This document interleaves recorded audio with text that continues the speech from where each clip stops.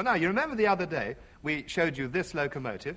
It's a Class A2, number 60532, and it's wearing the nameplate Blue Peter. Well, we've had lots of letters about it saying what a terrible shame it is. It's shortly going to be scrapped. Well, I'm afraid that doesn't only apply to the Blue Peter. It applies to steam locomotives all over the country. We've had one plea from the heart from Shanklin in the Isle of Wight. Where it is? Yes, it comes from Neil O'Leary. And he says, "Dear Chris, Val and John, I'm writing to tell you that, in a way, make a request, because our railways down here on the island are slowly closing bit by bit.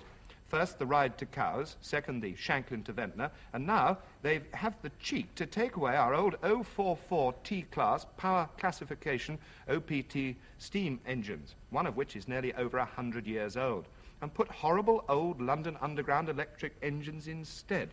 Please, please try and do something, if you can," which I doubt very much.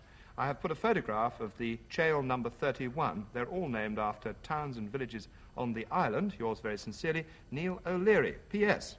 Please try and do something if you possibly can.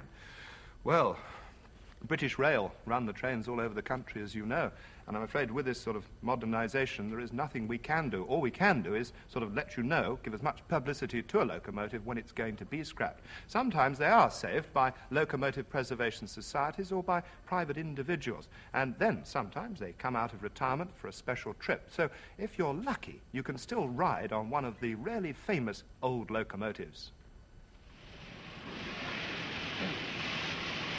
Well, this is the Flying Scotsman, the most famous steam locomotive in the world.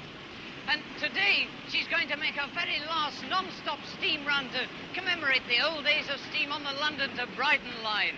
Well, the train is packed full of railway enthusiasts, but I've got special permission to ride on the footplate. So it's very nearly time to be off, so I better climb aboard.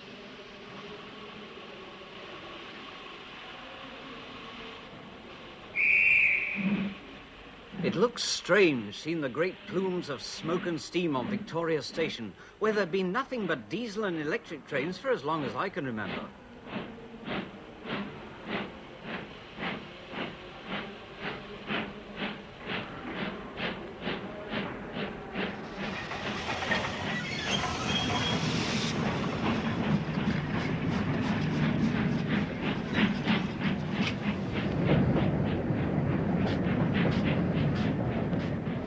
There wasn't much room on the footplate, so I